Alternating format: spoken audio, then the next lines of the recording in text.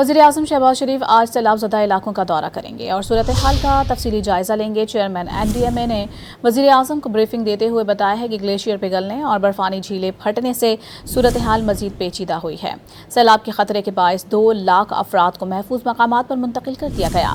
अगले साल मॉनसून बारिशों की शिद्दत 22% ज़्यादा होगी। वज़ीर-ए-आज़म शहबाज शरीफ आज सैलाब ज़दा इलाकों का दौरा करेंगे और सूरत हाल का तफसीली जायज़ा लेंगे। चेयरमैन NDMA ने वज़ीर-ए-आज़म को ब्रीफिंग देते हुए बताया है कि ग्लेशियर पिघलने और बर्फानी झीलें फटने से सूरत हाल मज़ीद पेचीदा हुई है।